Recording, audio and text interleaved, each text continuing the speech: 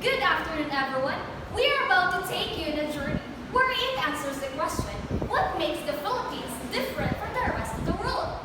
In this, you will meet a curious tourist that is eager to explore the country, and a knowledgeable tour guide who will lead the way, and a Filipino expert who will share a unique aspects of Filipino.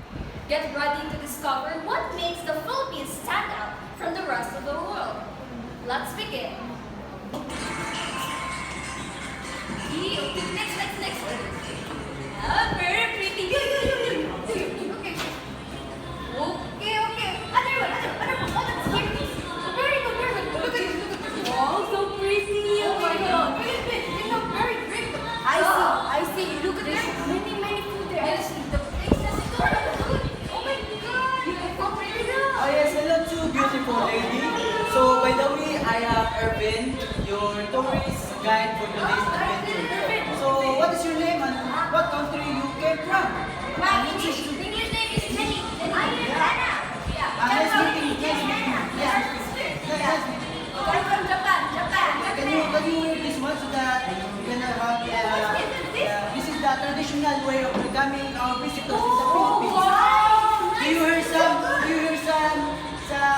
word in the internet that it's more fun in the Philippines? Yeah, that's why we came here. It's very fun. Okay. Wow. Wait, it's not.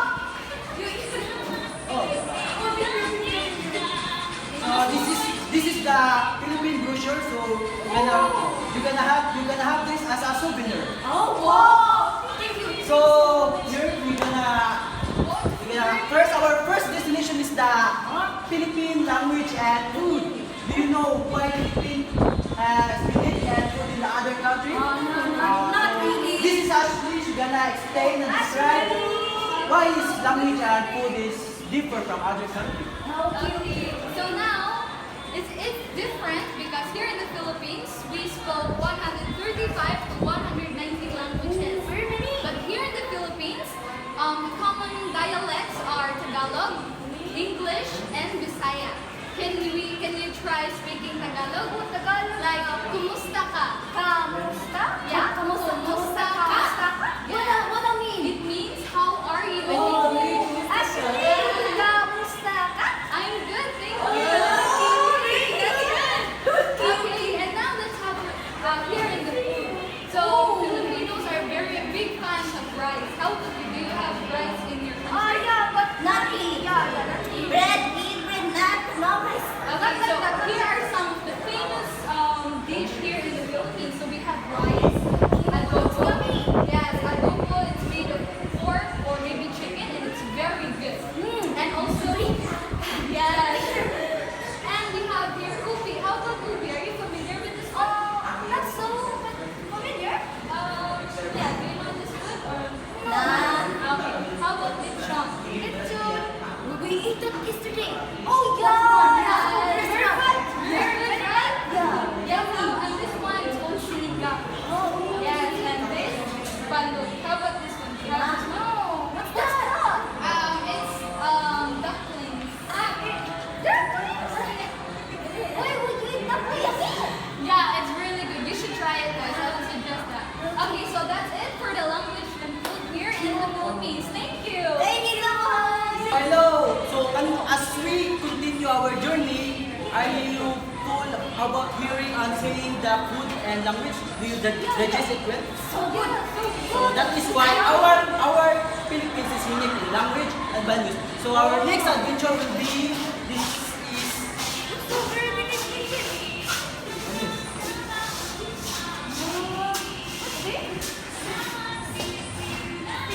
so do you see that one? We are doing the Filipino culture and values. Then Filipino culture and values is very unique in other countries because this is why. So I will introduce you to Miss Angie. She will going to describe and explain why Philippine culture and values is unique in other countries. So Hi. Hello. Hi. What country are you from? Japan. Konnichiwa. What I did earlier is pagmamano. Pagmamano.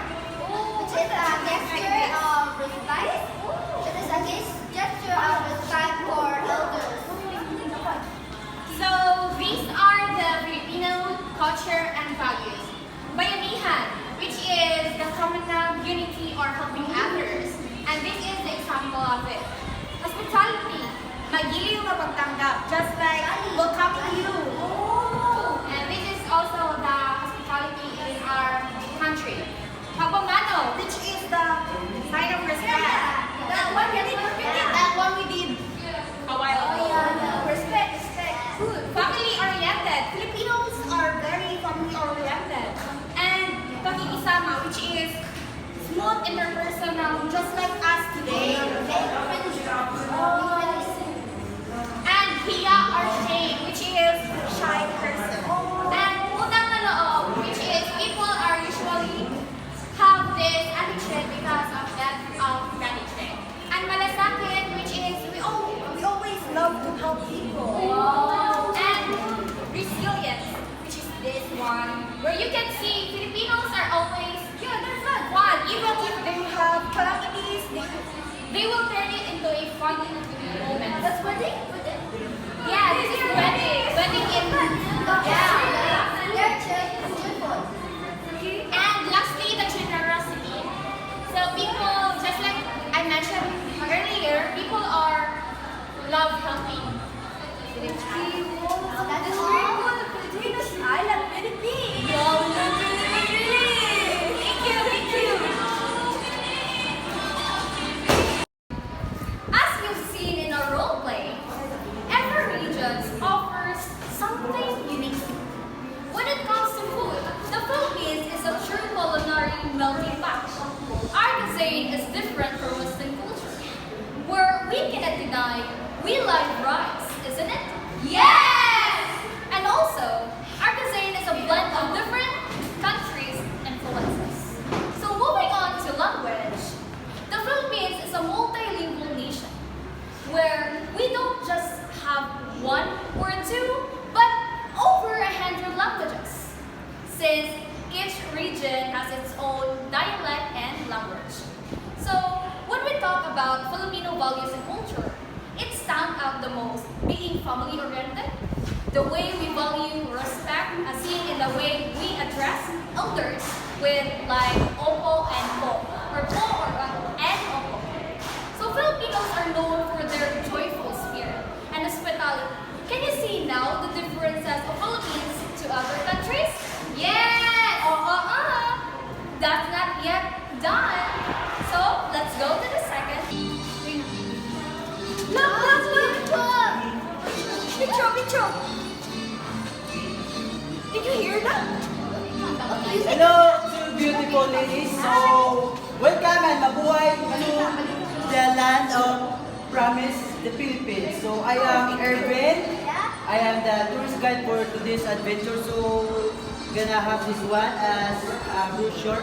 So, our first adventure will be, now you see that two beautiful ladies dancing? So, this is the reason why the Philippines is very unique in other country. And so this is Madam Sky. She will going to discuss how Philippine dances, literature, music, arts are very unique into other countries. Thank you, Sir Erwin. I would like to ask, what kind of dance is that? Hello everyone, welcome. So as you can see earlier, that was the Cariñosa dance that is so lively in Philippine folk song, a Philippine folk dance. And it's unique for its use of fans, which the woman uses it for to flirt with her partner. Oh, thank you. What makes it unique? It is unique because in our Philippine folk dances are different in each community. So can you teach us how to perform it as well? Sure, why not?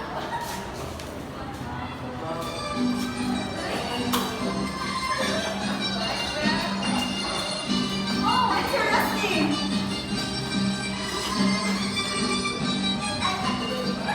That's Thank you very much.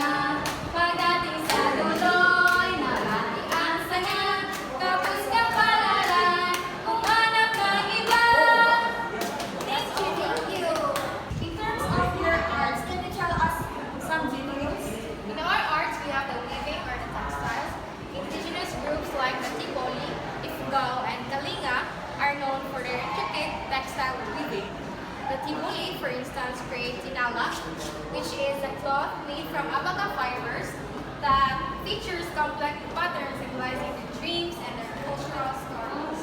Can you repeat it again? How did you pronounce it? Yes, sinala.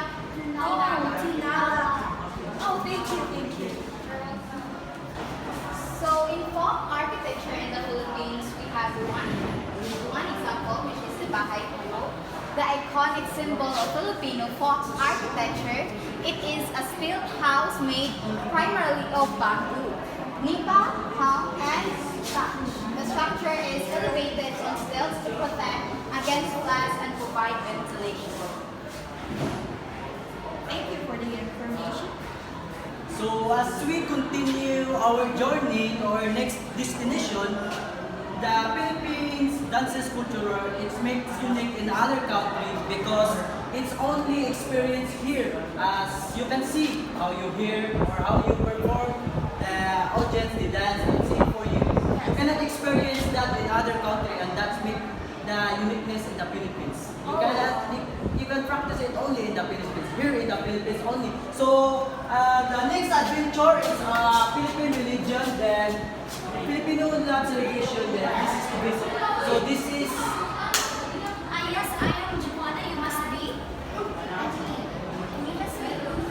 Radio. Alright, so nice meeting you guys. and they are gonna explain why Philippines is unique in that aspect. So today we will be talking about the religions here in the Philippines. The first one is the Anitonism. So before the colonization of the Spaniards, the first religion of the Philippine ancestors is the Anitonism. So indigenous Philippine folk religions, where a sect of local worship traditions are devoted to the Anito or Diwata, but their highest being is called Bathala. So as you can see in the picture, this is what they devoted for. The next one is when the Spanish colonized the Philippines, we had the Catholic or the Roman Catholic religion. So 80% of the Filipino here in the Philippines is really in the Roman Catholic, wherein in the 16th century, the first who conquered, had his journey here is Ferdinand Magellan in 1521. So the second is the Muslims. So 15% are the Muslims, and these people can be found in Mindanao. So Muslim groups sometimes collectively called the Moro, and so they believe in Allah. So now we will be tackling about the clothing here in the Philippines. The first one is the Barot Saya and Barot Tagalog. So Barot Saya is composed of a blouse and a long skirt with a panuelo. So this will be worn by women. So when we say panuelo, it is a handkerchief, a long handkerchief, wherein it will be put here, the right side of the shoulder for women. So Barong Tagalog was an almost see-through polo, but throughout the centuries, the Barong Tagalog was evolved. So buttons and collars were added, as well as intricate designs on its piña fabric and laces. So the fabric that was made or that was used is the piña. So the Barsaya and Barong Tagalog traditional Filipino dresses that symbolizes rural life in the Philippines. The Maria Clara dress elaborates dignified women. So it is only for dignified women, the Maria Clara dress. So the next one is camisa de chino. So it is a type of shirt, usually in white, that's said to have been originated from the Chinese. So why did the Chinese was involved in this? So the Chinese migrated in the Philippines for businesses. And that is why we are influenced not just only by their culture, but also by their clothing. So as you can see here, this is the camisa de chino, the Barong Tagalog, the Maria Clara dress, and the Bersaya. So next is the Igorot ethnic outfit. Of course, indigenous peoples from the Cordilleras. So they are known for their wearing a piece of clothing with intricate patterns woven by their own fellow men. So for men, there is the red loincloth called Manis with tribal. So it is for bravery. It signifies their bravery. So for women, it's a wrap around skirt or called blue fit, and usually topless. So the next one is kimono and patajong. So kimono represents Visayan clothing. So it is transparent piece of clothing made of pineapple fiber. While the skirt is usually either floor length or knee length, printed with a patajong pattern. So or stripes. So that's it. So next is the celebration. So do you know that Filipinos love celebrations? Yes. Oh, really? So celebrations, the longest Christmas in the world. So Filipinos have the longest Christmas. So in early as September, September today, September. Oh, so really? They will prepare for this season.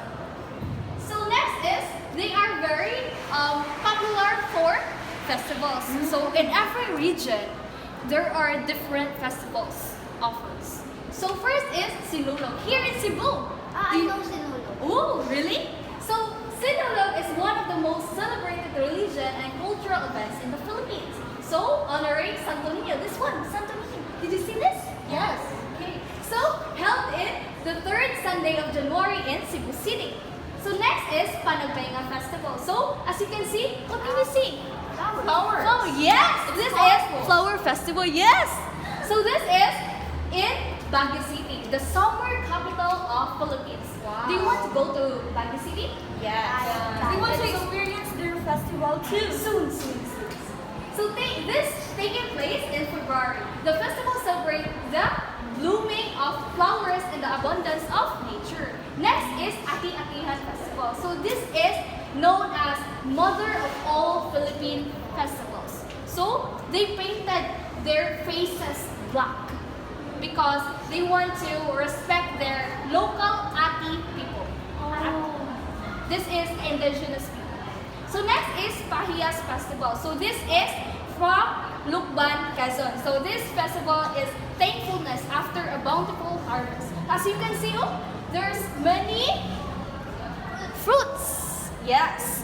And the last one is the Mascara Festival. So every 4th day of October in Bacolod City. So Mascara, a multi-picture of faces. It was a declaration by the people of the city that no matter how tough and bad times were, Bacolod City was going to pull through, survive, and the end of June. So that's it. I hope you enjoy. Thank you. Thank you. Now we are off to the places to visit to experience the Philippine culture. First is we have Manila. So it is the capital city of the Philippines and also called the Pearl of the Orient. Why? Because there are a lot of things, there are a lot of places we can visit. It has rich in historical landmarks. So there are many places we can visit, but we just pick 5 best. So it is a central hub for travel within the Philippines. So let's move to Fort Santiago first. So this is where Jose Rizal was imprisoned before he was executed. So it is in Fort Santiago, and it was built during the Spanish period to protect our city, the city of Manila. Okay, so this one is a long time ago, but now people can visit this one, and here you can experience about Spanish rule in the Philippines and understand more about the country's independence, why we are like this now and not like in the past, like we're so colonized by the other country. Okay, so next is the Rizal Fort. So Rizal Fort is very common, and I think all of you know this one. So this is where the Dr. Jose Rizal was executed. So called Bagumbayan. It's called Bagumbayan. And this one is a significant cultural and historical site named, of course, after Jose Rizal. This monument, this one, stands for his reflection and contributions in our country to gain independence. Okay, so next is the San Agustin Church. San Agustin Church. Okay, San Agustin Church. So this one is located in Intramuros and is the oldest stone church of Spanish colonial architecture. So this one is like a Baroque style, as you can see. it's still can visit also here and experience how the Spanish colonized us during those times. And this one is a beautiful example of how Spanish architecture influenced us, the Filipino. So, as you can see the ceilings, it's like a Baroque style. And here is Casa Manila Museum. So this museum recreates a typical Spanish colonial house. This one, Casa Manila Museum, offers a peek into the lifestyle of Filipinos during the Spanish colonial period. So the museum showcases antique furniture, decor. As you can see, it's like an old, but it's quite pretty. And this is what the Filipinos call illustrators. So the illustrators often visit this one, and those people are wealthy. Okay, wealthy Filipinos. And last one is we have Baluarte de Santiago Gardens. So this one is located also in Chamorros, and this is a beautiful garden surrounded with 16th century stone fortification. So this garden provides a serene scape among the historical sites in Manila.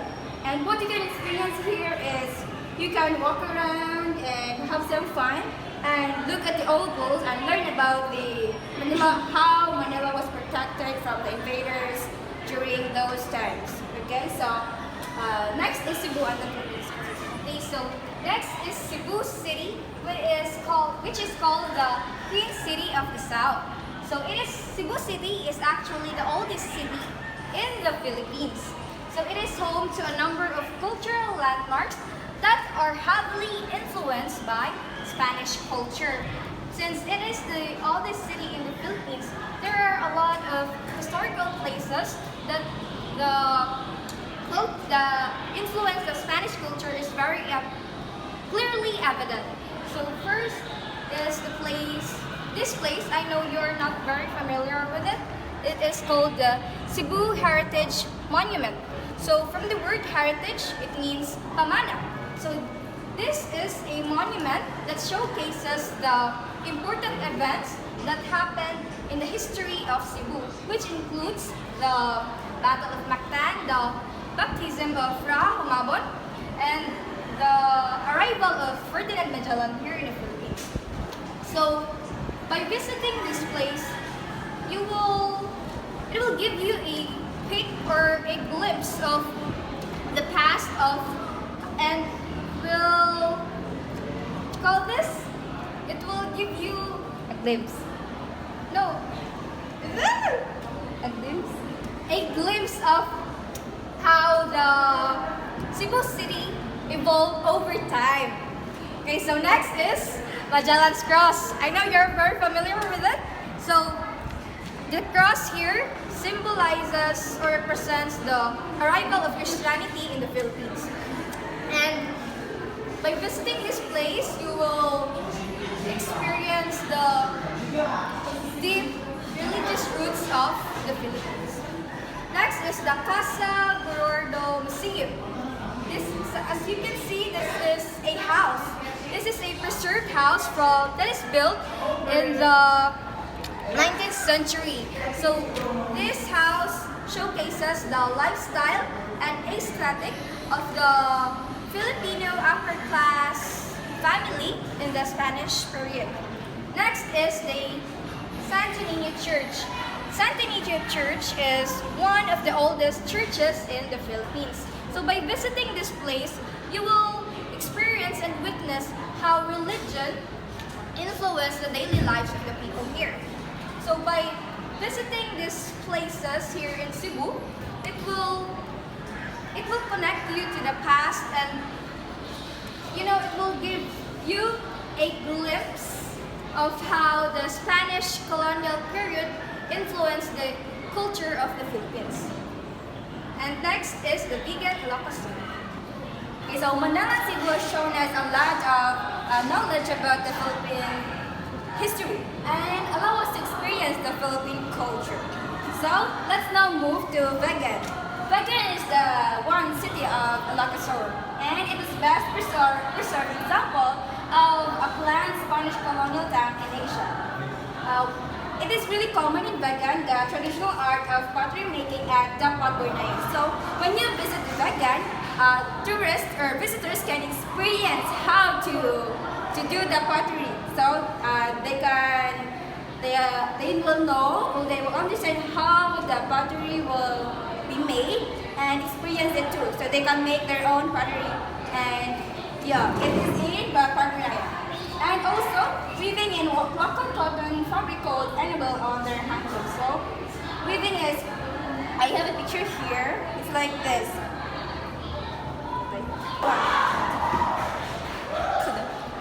So this one is a weaving local cotton. They will use this cotton to create clothes and whatsoever. And this one, they can experience this one, pottery making. Okay, so all of this is you can experience in Bagan, the city of Luxor. So let's move to Buskalan Village, Kalinga. And last is the Buskalan Village, Kalinga. It is the home of the last Lambabatok of the Butbut tribe, which is Apu Wangod. So you are familiar with Apu Wangod, right? So many people around the world wants to visit the Buskalan village just to get tattooed by Apu Wangod. So the most iconic cultural experience that you can experience here in Buskalan village is the tattooing, or the traditional tattoo.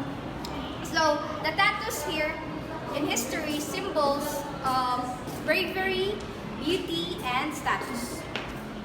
So these are the places to visit to experience the Philippine culture. So after hearing those words of experience and performing how the authors of the book and the narrators of the role play, especially Angela, how they give importance and how they show the uniqueness of Philippine culture in the other country. As you can see, we role play about it and how the presenter present the uniqueness of Philippines. And that's all. So you must still love the Philippines and still choose the Philippines, because there is no like home others than Philippines. And it's more fun and the Philippines.